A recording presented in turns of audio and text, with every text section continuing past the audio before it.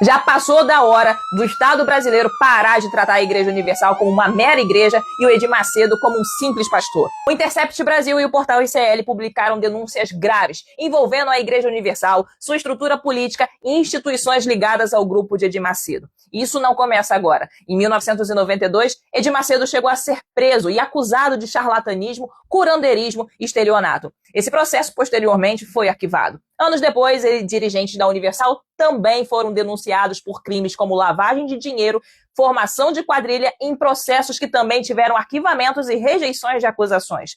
A Igreja Universal também foi responsabilizada civilmente no caso Lucas Terra, um adolescente de 14 anos que foi brutalmente assassinado por integrantes da instituição que foram condenados criminalmente. E o Ministério Público Federal acusa a Universal de ter usado processos judiciais de maneira coordenada para intimidar e silenciar o jornalista João Paulo Cuenca. Agora, o Banco Digimais, que é controlado pelo grupo de Edir Macedo, também é investigado pela Polícia Federal por suspeitas de gestão fraudulenta, manipulação de balanços, criação artificial de receitas e inserção de informações falsas nos sistemas do Banco Central. São processos, investigações, decisões judiciais e reportagens públicas. E o ponto é que, mesmo cercado por tudo isso, Edir Macedo continua ampliando seu poder religioso, financeiro, midiático, principalmente político. Em 2008, ele publicou um livro chamado Plano de Poder: Deus, os Cristãos e a Política. No livro, Macedo defende a utilização da força numérica dos evangélicos nas eleições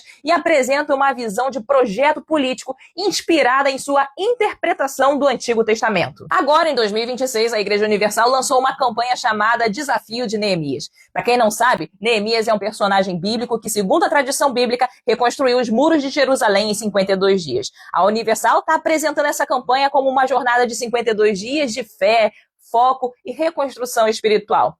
Mas tem um detalhe, ela começou no dia 13 de agosto e vai terminar exatamente no dia 4 de outubro, no primeiro turno das eleições. Segundo pastores e ex-pastores ouvidos pelo ICL, o principal objetivo dessa campanha seria mobilizar fiéis e voluntários para ajudar a eleger bispos, pastores e candidatos apoiados pela Universal em diferentes estados brasileiros. E agora, imagina o que isso pode representar dentro de uma instituição que afirma reunir milhões de fiéis, milhares de templos, pastores, obreiros, meios de comunicação e uma enorme capacidade de mobilização. Porque tem outra denúncia. Segundo a reportagem do Intercept, entre 2023 e agosto de 2026, o Instituto Paulo Kobayashi recebeu quase 38 milhões de reais em recursos públicos indicados por parlamentares. Desse total, pelo menos 16 milhões de reais foram destinados a eventos promovidos pela Igreja Universal. Parlamentares ligados aos republicanos também destinaram recursos para eventos como Mega Dance, Mega Help, Canta Gospel e Família ao Pé da Cruz. Entende o tamanho do problema? A gente está falando de religião, política, estrutura econômica, dinheiro público e mobilização eleitoral funcionando no mesmo ecossistema.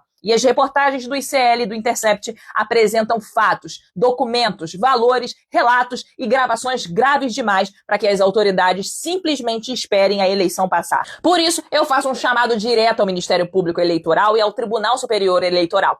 Investiguem o desafio de Neemias. Investiguem se os pastores, obreiros, cultos, cadastro de fiéis e listas de transmissão estão sendo utilizados para beneficiar candidaturas apoiadas pela Igreja Universal. Investiguem se a estrutura econômica religiosa e de comunicação da instituição está sendo usada eleitoralmente de maneira que possa configurar abuso de poder econômico ou qualquer outro ilícito previsto pela legislação eleitoral. Investiguem o caminho dessas emendas que, segundo o Intercept, chegaram por meio do Instituto Paulo Kobayashi a eventos promovidos pela própria Universal. Eu não estou dizendo que eles sejam culpados de nada. Eu só estou exigindo que uma instituição desse tamanho e com esse nível de influência seja submetida ao mesmo escrutínio que qualquer outra organização que tente interferir numa eleição. Porque isso é um projeto de poder perigosíssimo. A justiça brasileira precisa descobrir onde termina a atividade religiosa e onde começa o ilícito eleitoral. E você que está me assistindo precisa fazer sua parte. Descubra quem são os candidatos apoiados pela Universal no seu estado. Veja de qual partido eles fazem parte. Pesquise como esses parlamentares votam e mostre essas denúncias para quem ainda acredita que religião é só uma questão de fé pessoal. Porque nós temos duas opções. Ou a gente expõe essa máquina agora, enquanto ainda existe tempo para investigações, ou esses candidatos conquistam mandatos e aumentam ainda mais o poder político dessa instituição. Ou a gente defende eleições livres da pressão exercida estabelecida por estruturas religiosas gigantescas, ou a gente aceita que púlpitos, dinheiro, mídia e autoridade espiritual sejam usadas como ferramentas de disputa eleitoral. Ou o Estado investiga onde termina a fé e começa o abuso de poder, ou Edir Macedo vai continuar ampliando a sua influência política enquanto todo mundo finge que ele lidera apenas uma igreja. Faça esse vídeo chegar a jornalistas, autoridades, candidatos e eleitores antes do dia 4 de outubro. Vamos fazer essa denúncia circular? Desperta!